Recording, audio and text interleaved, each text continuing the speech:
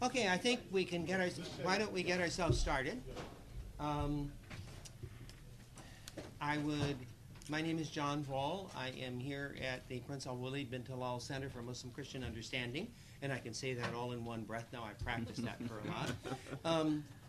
And we are glad to welcome here Abdulkader Tayob, who is, I was about to say an old friend, who is a friend of long standing, but he's not very old yet. I have a quick sort of arrangement announcement that I am now supposed to make, and that is to remind you all that there should be no pictures taken during the session. If you want to have a picture taken, no pictures taken except by staff of ACMCU. If you want to have a picture afterwards, you get permission, but you know the permissions for pictures and things like that apparently have gotten a little more complicated, so no pictures except by staff. So the South African insisted on that was Nelson Mandela. Right. You got it. So at any rate, it's a real pleasure to have Abdulkader with us. We have a shared acronym background, that is being interested, involved religious activists, not militants, with an MYM, except that his was Muslim Youth Movement and mine was Methodist Youth Movement. But in many ways, no difference, especially not in the old socialist days. But Abdulkader brings a very important kind of background to the sorts of things that the center is especially interested in, and that Georgetown and policymakers and so on are interested in. And that is a scholar's vision coming out of a participant activist intellectual. Does that fit, do you think? Thank you very much and for that, coming out of the days when there was the beginning of what he calls the Islamic Resurgence in South Africa. And not only did he participate in it, but he wrote what I think is the best book about it. And it should have a second edition coming up soon, right? But he has then strayed from that into broader religious subjects, broader relations of religion and politics. You have religion in the modern Islamic discourse, Muslim schools and education in South Africa and Europe. You have a whole variety of publications that do this kind of bridging between being an actively involved intellectual and being a first-rate, careful scholar of the developments in which he is also participating. It's also sort of appropriate for having Abdulkader here at the center because, although people don't know it, this is also a hub, one of the network hubs for what I like to call, only because my boss is Italian, the Temple Mafia. That is, almost any major Islamic country outside of the Arab world, and even in the Arab world, if you go and you're talking to intellectuals, scholars, and so on, whether you're in Southeast Asia or in India or wherever, you suddenly, if you sort of push the curtain aside, there is somebody who did his or her PhD up at Temple. And that it provides, I think, an important kind of thing, actually, of the involved cosmopolitan perspective for religion in contemporary and modern life that Abdulkader brings to us. And so he's going to talk to us today on democracy and Islam with a case study of South African experience. Welcome. Thank you. Thank you. Yeah, thank you very much, Professor Paul. It's really great to be here and to share some thoughts with you. I don't know if you prefer if I stand over there or maybe just stand like that. Just stand right there. Yeah, stand like that. Okay. So thank you very much for that very generous introduction and accurate as well. So thank you. scholar participant is a good one. Sometimes there's a kind of a slash between a scholar and participant, and sometimes I don't know which side I actually fall on, whether one side or the other. So today it's a topic. I also want to acknowledge the ambassador of South African ambassador representing South Africa, Ibrahim Rasool, and in fact, I'm going to mention you again later, because I think I'd like to begin with that perhaps, is to say that Ambassador Ibrahim Rasool has been also one of those activists that you spoke about, but longer than me. In fact, I spend much more time on the sidelines than I'm sitting inside. But I mean, that's what we get from academia. But I think that in the topic that I'm talking about today, Islam and democracy, I would like to perhaps acknowledge, first of all, Ambassador Rasool's work in trying to conceptualize a kind of an Islamic democracy, if I can call it that. Some major, in fact, somebody will have to one day, and this is probably a hint to the graduate students here, somebody will have to look at many of his speeches and some of his writings, and perhaps to get a sense of what he's been doing about, and you can try and find out what are the kind of inconsistencies and consistencies and the kind of the insights. More importantly, I think some really interesting reflections on Islam and democracy, particularly when he was in South Africa. I'm sure that he's continuing to do that now. Now, I think that together with him, there are also many other Muslim intellectuals who have been doing that. I can think about Ghannouchi, the person, a leading intellectual, Islamist intellectual, who has now become very important in Tunisia. He was in exile for a long time, but he doesn't take the same kind of an approach as I'm sorry, I'm just thinking about, I'm just mentioning Ibrahim all the time, but it's okay, right? In this context, maybe in the, hello. And then if I'm in the embassy, probably they will be a bit worried about what am I saying, right? So I think that Rashid al-Ghannouchi takes a slightly different approach. He doesn't take the kind of what I would call a kind of a theological approach to democracy. He basically suggests that perhaps, with the practical experience of democratic rule in Tunisia, or hopefully in the next few years, perhaps that you will get perhaps a kind of a merging of Islamic practices, or at least Islamic experiences of politics and democratic traditions as such. There are others in America that have been developing a lot of interesting debates. I'm thinking about Khalid Abul Fadl, you might know about, also Sherman Jackson. I think he has been writing, and Vincent Cornell, some interesting insights. And I think I'd like to put them all in terms of how do you actually conceptualize a kind of an Islamic democracy. I think there have been other scholars like Professor Voll and Professor Esposito, who have been also writing on this in this line as well, pointing out the political experiences contemporary in the last 20 or 30 years, political experiences, but also noting some of those remaining stumbling blocks. So where do you actually stand for? Where does Islamic, at least the conceptualization of Islamic politics today, or the conceptualization of law, how that stands in the way of a kind of a truly democratic, or at least some kind of a democratic tradition. So where there are still some areas that have to be looked at as such. So I think that this is what my presentation actually takes, cognizance of this kind of an approach to Islam and democracy, by which I mean the kind of a democratic, or at least a theological or a legal, if one wants to be a bit more accurate, of approach to democracy. What I would like to share with you is some thoughts on a slightly different approach. Perhaps I might be a bit bold later to say radically different approach, but I do recognize the value of that work. I think that work continues, as I suggested, in Muslim intellectual circles. There are also obviously others who reject that Islam and democracy can have any kind of relation with each other.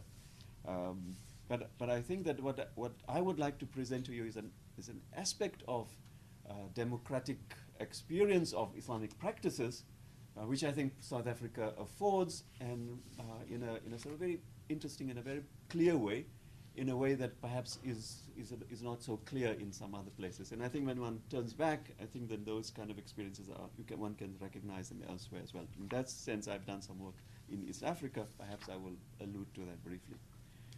But let me begin with, so that is, at least my approach is somewhat different. I'd like to begin with in what I thought was a fascinating quotation, an interview that I had with one of the very conservative muftis. The mufti is a jurist in the Islamic legal tradition in KwaZulu-Natal, Pietermaritzburg. And I was interviewing him in 2006 on some other aspect of Islamic law. I wanted to know what his position is on Islamic law in the country. And lo and behold, our conversation drifted to, at that time, there was an intense debate on what was known at that time is the Civil Union Bill. The Civil Union Bill, which was a bill that was debating unions or marriages between gay and lesbian people as such. And there were a lot of oppositions, particularly Christian, but also some Muslim opposition to this bill, which since then has become an act of parliament. But he turned around and actually told me, in no uncertain terms, and I checked with him, and I asked him, I'm going to quote you, and I have been speaking about him, and I'm going to quote you, and I pushed him on that. So he, and this is what he said. He said, we would, abhor those kind of things, by which he meant homosexuality, but at the same time, we have to understand that we have a democratic dispensation. And he continued, this democratic dispensation has to dispense the needs of all its citizens. So if citizens have made their claim and they have a right of staying in the country, we would expect that the democratic dispensation facilitates for them as well. So he spoke at length, but this quotation of his basically in that he didn't want to condone homosexuality as not religious, but a sexual practice, a sexual relationship or an orientation. But he had absolutely no problem in actually recognizing that this has to be supported by the Constitution, and he was opposed to the other religious people, Muslim and Christian particularly, who were mounting protests against it as such. So Mufti Desai is one of the leading teachers who heads a seminary outside Pietermaritzburg, the capital of the KwaZulu-Natal province, outside Pietermaritzburg, and he is interesting. Is actually not only influential in South Africa. He's got a website which actually is looking for a student to analyze. It's called Ask Imam, www.askimam.org. At least when I was looking at this a couple of years ago, there were 15,000 responses that he was giving to people in South Africa, but most of them were actually coming from the UK and the United States, and there were some Australians as well. So he seems to be responding to a lot of sort of an English-speaking audience. So I've looked at this website, but I'm not going to talk about that. But what is interesting is that here is a person, very conservative, but who recognized, that somehow you have to take a slightly different approach, make a distinction between a practice and the kind of constitutional support that would have to be given for, in this case, for gay and lesbians. Now, this is the one kind of what I would say the face of Islam in South Africa.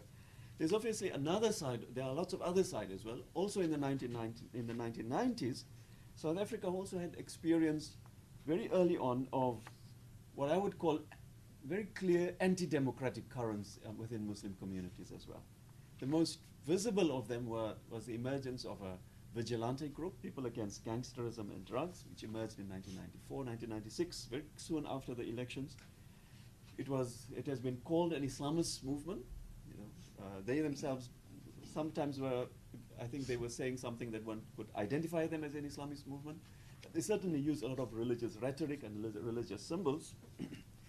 So in their view, religious law in their view, or religion in their view, should never be made subject to a constitution. That's the kind of typical position that you often hear from some Islamists as such, that they write the constitution as a binding contract equivalent to the obligation to hold fast to the Quran or to the Bible, other religious texts.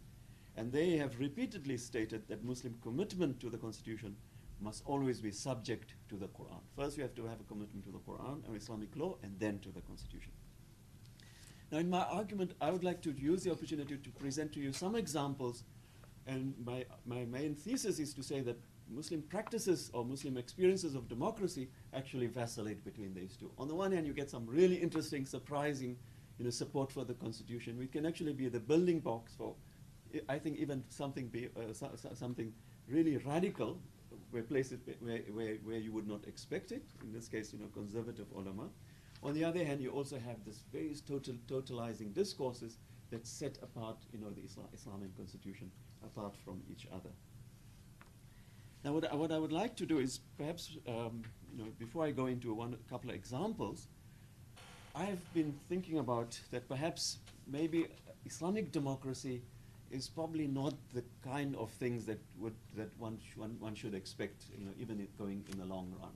One should expect perhaps a kind of a merging of South African democracy in this case and Islamic political practices as such.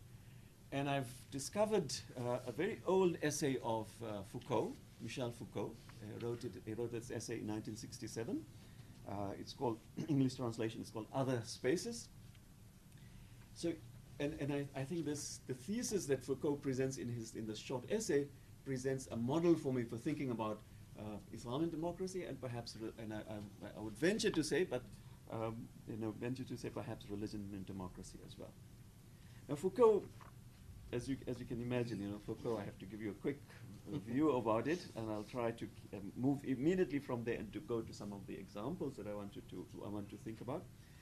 But Foucault reflected on talking about other spaces. He reflected on various attempts by the modern nation state. In his case, he was looking at the French after the French Revolution, post-French Revolution, to inscribe a new public space, which for the French Republic, that would replace the old regime, the ancient regime. And he argued that such a new secularized space should be infused with new ideals and values. So he said a new state emerges with a new constitution, but that constitution generates public spaces that are supposed to be, ideally they're supposed to be reflecting the values of the constitution.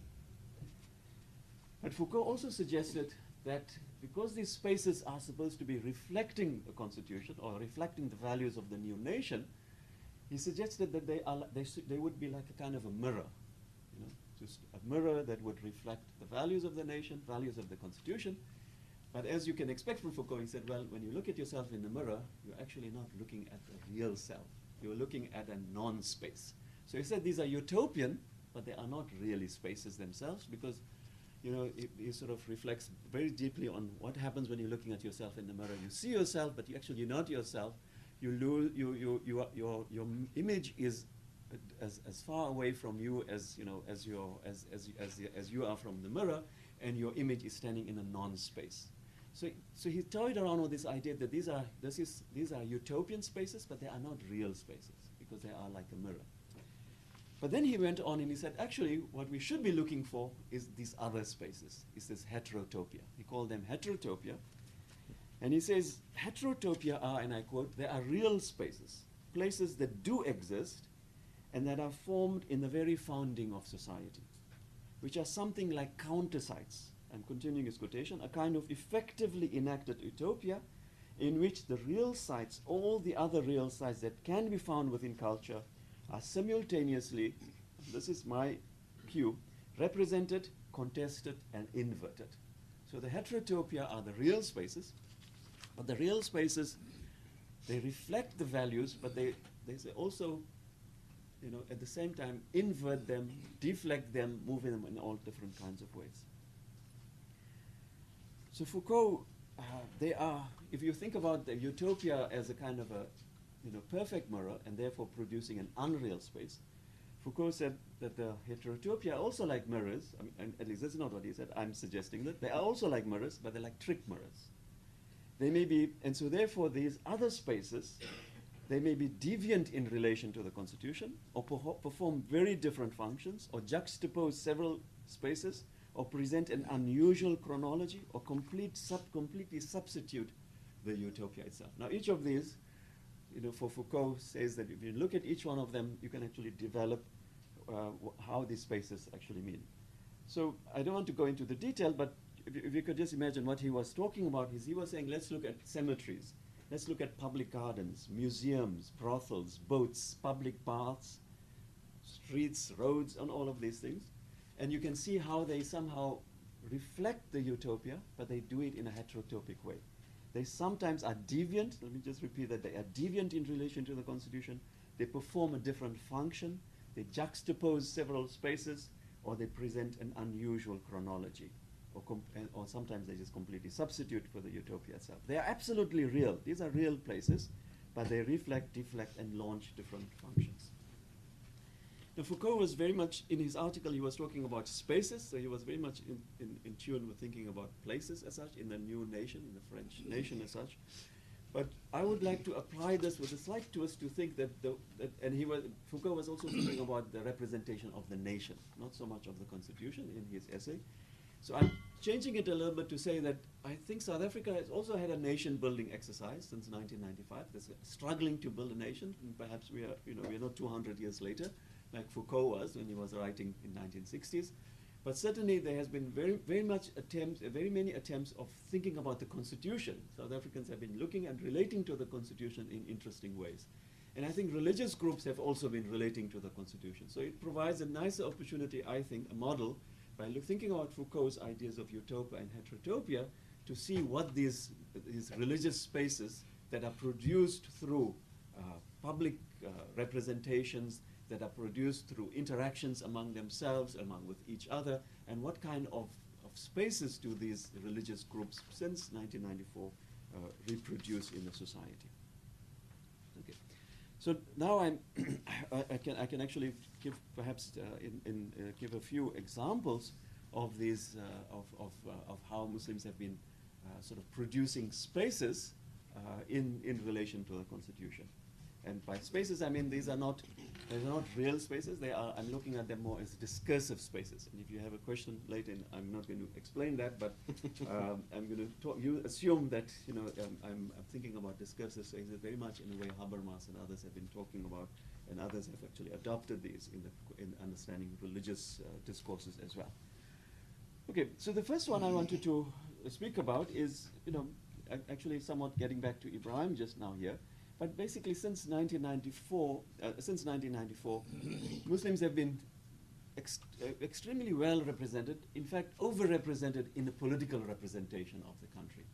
So when one looks at the political landscape, by which I mean the political parties, and not only restrict oneself to the Islamic parties and Muslim parties, Muslims have been very well represented all the way from the ministers, cabinet ministers, all the way into local councillors. And I actually took the trouble of obviously just use the Muslim names as an example. In 2007, for example, 18 out of the 490 members of parliament from both houses were Muslims, constitutes 3.7%.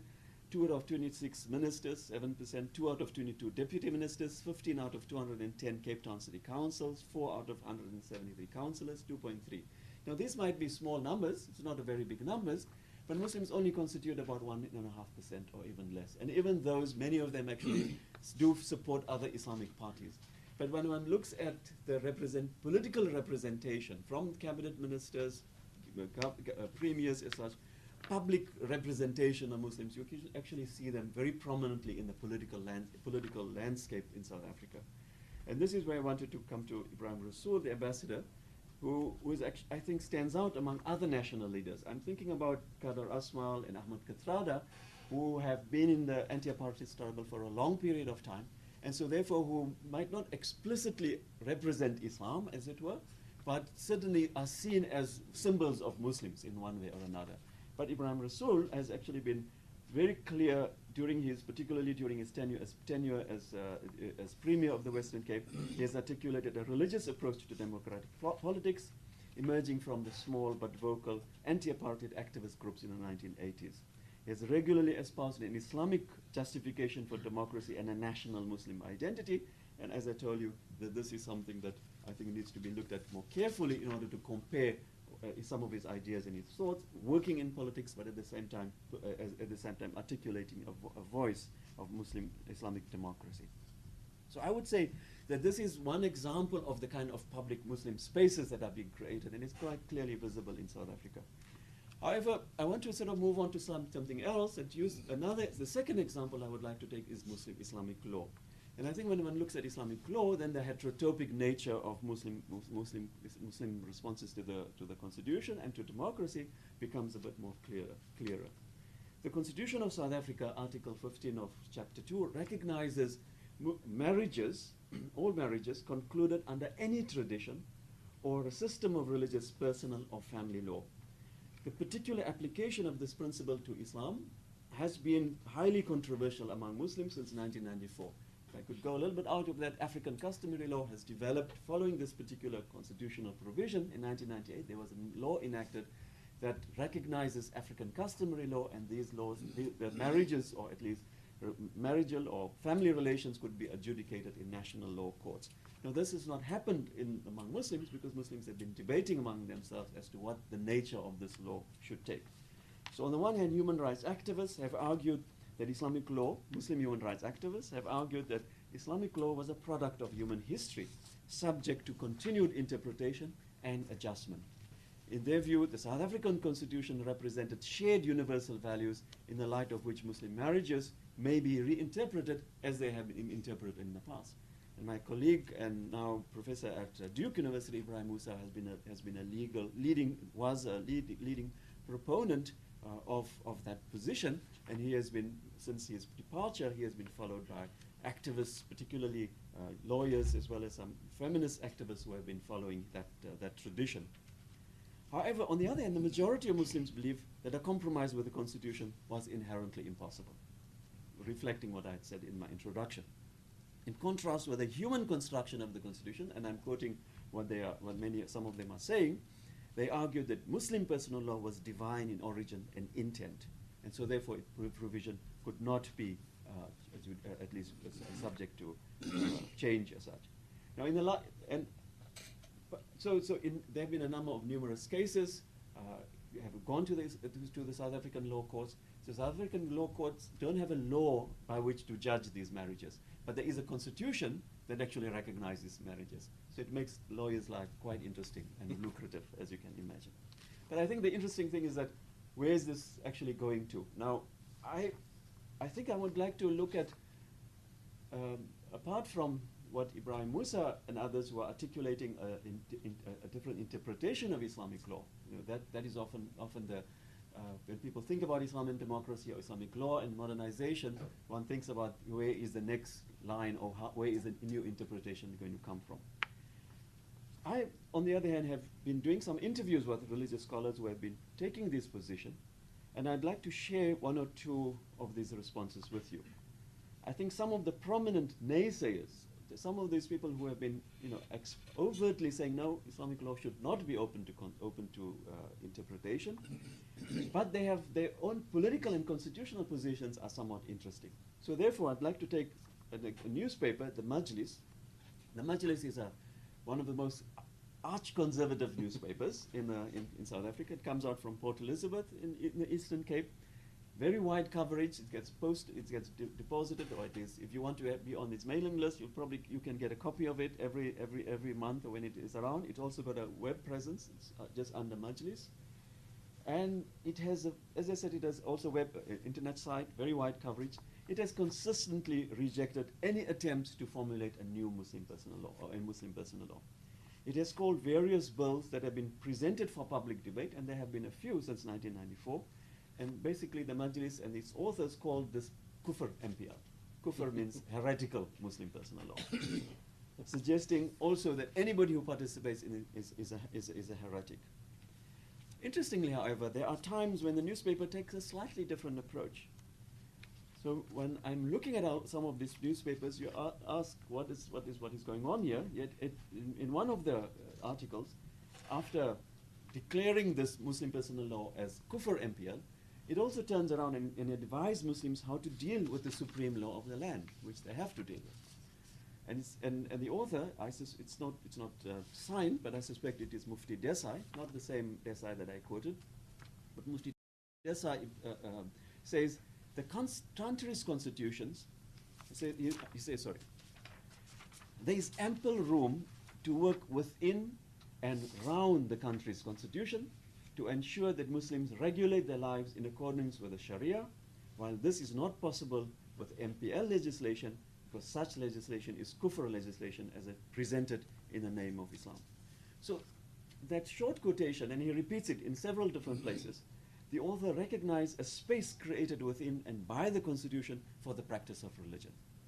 They argued that the relevant clause did not compel Muslims to approach the state to recognize the marriages. It only provided the possibility of how the state might recognize Muslim personal law. And therefore, he's asking Muslims should comfortably get along without the intervention or interference, what he considered the interference of the state and the constitution in the practice of the Sharia. I then turn around to the same Mufti that I quoted in support of the Civil Union Bill, and then later the Act, also Desai, but not related to each other. He also, interestingly, took a similar kind of position when I asked him about this. He found support. He actually told me that when I asked him about why doesn't he support the Muslim personal law, he said, well, the constitution is a secular constitution. And he declared that any Muslim marriage bill presented to Parliament, any Muslim bill in general, amounted to direct interference in the affairs of Islam, in the affairs of religion. And so he supported the secularity of the constitution and espoused that very clearly and openly. So this is a sort of another kind of a space as such. Perhaps I'll spend a little bit more time because this is probably the most dominant relation between Muslims and the constitution. It's about Islamic law. So you see a range of positions. These positions are being debated as such. Going back to my thesis, I'm saying it's difficult to argue that whether there is a kind of an Islamic definition of democracy. Perhaps this utopia, heterotopia provides a better way of understanding what Muslims are doing, what kind of new spaces they are creating for themselves. So I'd like to go through another example of this by turning to the sort of the increased relevance, or at least practice of Islam or religious observance in South Africa, as in many parts of the country, many parts of the world since the 1960s and 70s. Now, and South Africa has also been participating in that from the 1960s and 70s, but after 1994, there has been an increased exposure for Muslims in South Africa, or for global Muslims to actually participate and to share what is going on in South Africa as such. And I think that the democratic context in South Africa has supported this, especially in the light of what has happened, since 9/11, and also before that, the radicalization that one sees elsewhere. So since 1994, new global movements from England and elsewhere in Africa have found South Africa a more secure place to practice Islam. Secure because it is more fruitful, at least secure in terms of the failed states of Somalia, economic problems in West Africa, escaping increasing oversight of Islamic groups in the West. The Morawitun group has been very active in the West, particularly in Britain, then active later in Spain as such, and now it has relocated itself in Cape Town, positioned itself in the heart of the Cape Town, and actually thrives in this democratic space as such. Somali refugees have established themselves as religious networks alongside existing mosques and groups, sometimes even going beyond the existing Muslim groups that have been sort of related to certain racial categories, colored and Indians, and they're moving into the townships. Muslim communities in Cape Town and elsewhere have access to radio stations, licenses for which have been granted by government independent, by the government-appointed independent broadcasting authority. And I think one can go on to speak about the number of NGOs and other kinds of activities. So you have since 1994, there's what I think a kind of a market of religion that has been supported by the Constitution. And certainly I think one can talk about that market actually providing this kind of opportunities for the heterotopic spaces that Foucault speaks about. So within that broader support for religious tradition, I think sometimes one gets, like your experience in America as well, or I don't need to tell you about radical groups and how the law acts in relation to that. But we've had a few examples of that in South Africa as well. Interestingly, one of them related to Desai. I can actually write a whole paper about the Desai of the Majlis. In 1999, he was in fact arrested in Bangladesh, suspected of supporting the Taliban. He claims that he was supporting establishing local madrasas, religious schools. So he was arrested for 6 months. But the South African government basically just removed all stops in order to support his release. So he's had no, and I suppose that's where when you give the quotation, we can work within and around the Constitution. Sometimes you have to work in and sometimes you have to work around, right? And so he was suspected of supporting the Taliban, but then he was really himself was supported by the South African Ministry of Foreign Affairs until his safe return home. So Desai advocates the pure Islamic way that works within and around the constitution. But the constitution actually has to support him to the limits of his working in and around the constitution. I'd like to take perhaps a slightly one last example, and then come to some conclusions as such. The final example requires a little bit more time, but let me just read it because I've tried to summarize it in one paragraph. The example is around Cape Town. There's a circle of tombs called the Kramat that ring the city of Cape Town that date back to the 17th century. These tombs hold the alleged remains of Muslim prisoners, political prisoners in exiles from what is now known as Indonesian islands, who were exiled to the Cape during Dutch company and colonial rule. Since the beginning of the 17th century, Muslims have established a tradition of visiting these tombs for solace, for religious rejuvenation, and for communal identity. And one can write a history of how these things have gone up and down, at least from the 17th century. Since 1994, however, interestingly, let me give you a small anecdote. Perhaps it's an interesting one. In 1929, the Cape Times had a story after the stock market crash.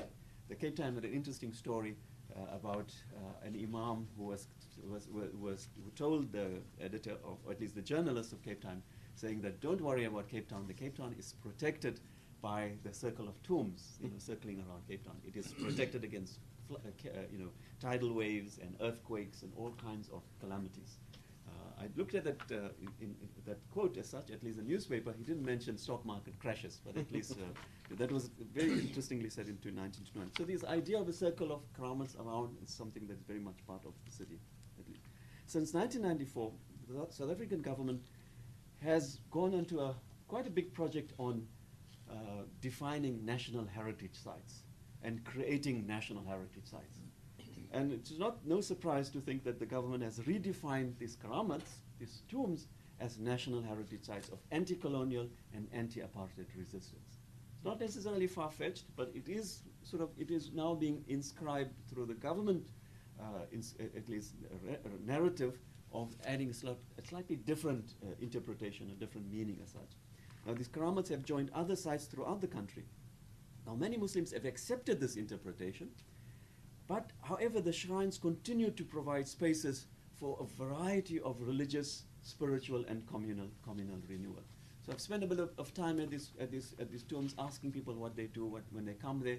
So you get on Heritage Day, for example, it would be spoken about as a heritage site, as part of other heritage sites, as the famous sites of resistance against colonialism and apartheid, and the kramats would be formulated in that as well. But on the other hand, you find these sites as the Jordanian, I met once a Jordanian group, a Sufi tariqa, and I met them on the way to Robben Island, where there is one of these kramats as well, and they were coming to celebrate a kind of a special, what is known as the Hawla in some Arabic context, but Urus in India and Pakistan, celebrating the death anniversary of their saint.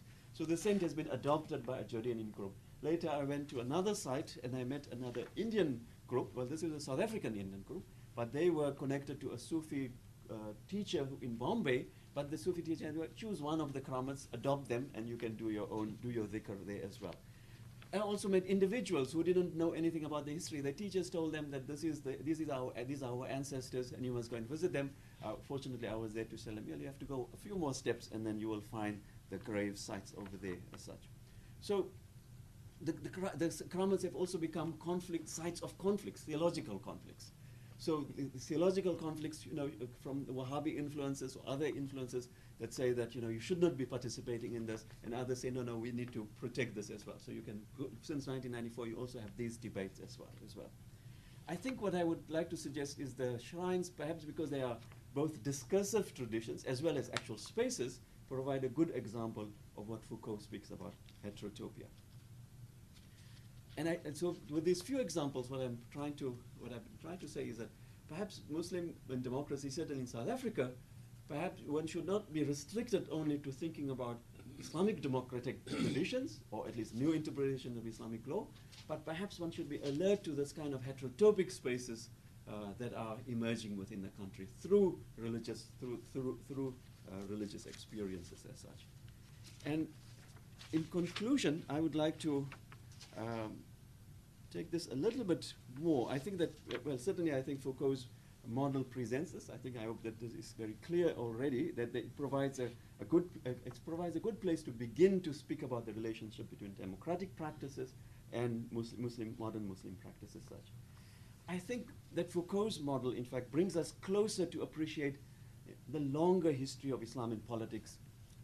I mean that in a Aristotelian sense of the term, of the polis as such. As you might know, philosophers like Al-Farabi had grappled with the question of how to attain the virtual state, al-Madinatul Fadila, on the basis of sound rationality and revelation, for which they didn't see such a big difference as such. I think one can look at political theology subsequent to Al-Farabi in the 8th, 9th century. You look at the Ottoman states, you look at the Mughal states as such. There were various attempts to sort of reconstruct these kind of an ideal state from the point of view of continuing the tradition of the Prophet, but in a broader cross-cultural sense, also continuing the tradition of the philosophers, the Greek inspired by Greek thought as well. However, most of the ulama, particularly the Sunni ulama, were not enthusiastic about such grand political projects, and so therefore they rejected, in a sense, not only what Al-Farabi and the philosophers were saying, but they very much rejected the kind of the kind of projects that religiously inspired individuals wanted to establish Islamic states, which often lasted about 40 years or so, and then went back again. Hamid Inayat has called Sunni politics kind of a realistic politics, the politics of realism. And the Sunnis basically cultivated madhabs, juridical schools, Sufi tariqas as parallel, but ultimately, in their view, higher paths to felicity and salvation. In modern times, I think modernists and then Islamists have embarked upon projects to reclaim and restitute the virtual state in the modern idiom. So when one looks at the modernists from Abdu and others, later Hassan al-Banna, Sayyid Qutb, I think they were ascribing to what the philosophers were actually doing, or perhaps what they were ascribing, one can also say what they were trying to do was what the ideological movements of the Hanbalis, or later the ideological Murabitun, or in 11th century there were revivalist movements that tried to establish pure Islamic states that actually duplicated the state of the Prophet Muhammad. I think that with the modernists and Islamists trying to claim that kind of political project, the ideal political project, attention has been much more focused on these claims and the equivalence with democratic regimes. What is more readily evident is traditional Islamic practices and these continuing traditions cannot avoid the impact of a democratic ethos, as we have, I think, in South Africa, if not a democratic regime. What is more interesting is that how these older traditions of political realism and accommodation, aspiring to new or continuing the ideals of the madhahib and at least the juridical schools and the Sufi tariqa, have reinvented political realism in modern states, but certainly in democratic regimes. So I think Foucault's model perhaps begins to show us this kind of thing. Great, thank you very much. Thank you.